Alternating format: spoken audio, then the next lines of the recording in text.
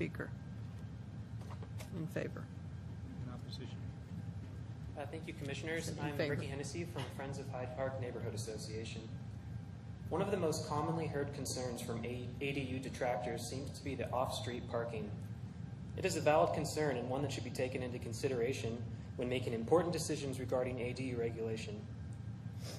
So Friends of Hyde Park decided to do a parking survey of the neighborhood. The results were surprising.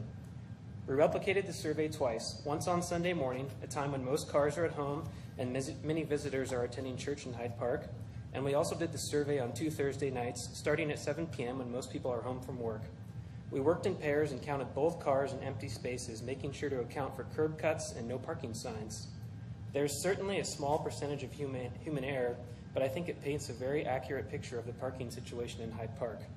On Thursday, only 8% of the blocks were more than half full, and only 3 out of 208 blocks in Hyde Park were more than 75% full.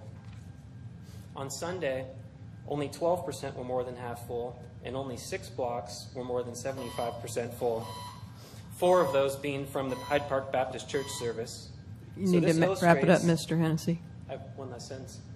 This illustrates that even in central Austin neighborhoods like Hyde Park, parking is not an issue. Thank you. Questions, Commissioners?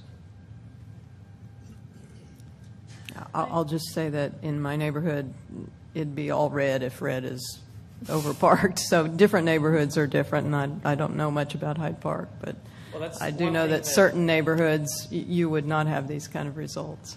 That's one thing that you hear from many people, but I think you have to take the anecdotal evidence with a grain of salt and actually go and see. You could come to my neighborhood and see it at any time.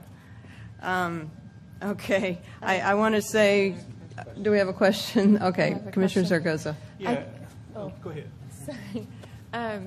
I also live in a neighborhood where my perception living there is that it would be all red.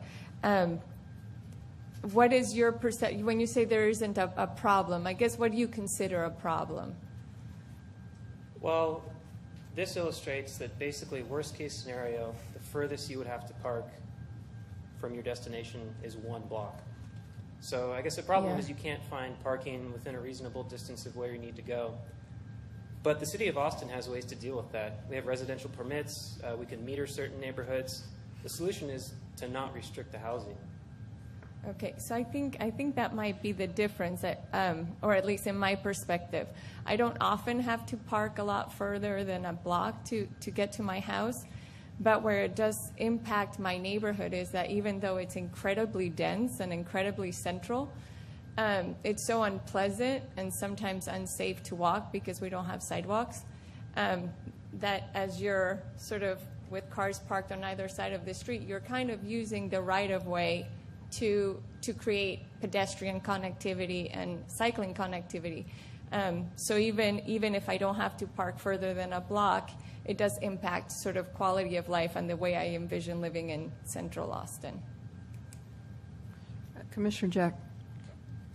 When you did your survey, did you figure out how many lots actually are 7,000 square foot larger in the area that you mapped, and how many of those actually have accessory dwelling units? No, but that information would be easy to find online. So the results of your survey is basically an as-is situation that doesn't project any additional ADUs in that neighborhood. Yeah, it's as currently as the neighborhood is. We can't predict what the future might have. But you don't know how many ADUs are there now. Well, if you look at the map up there, every green lot is half full or less. Many of them have no cars. So you could really add a massive amount of ADUs, and you would still have a lot of green on the map.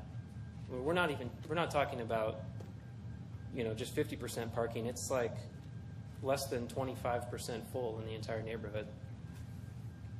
But you're making the assumption that a lot of these lots that have houses on them now don't have cars. No, they all have cars, and they're parked on the street, and there's still a bunch of empty spots.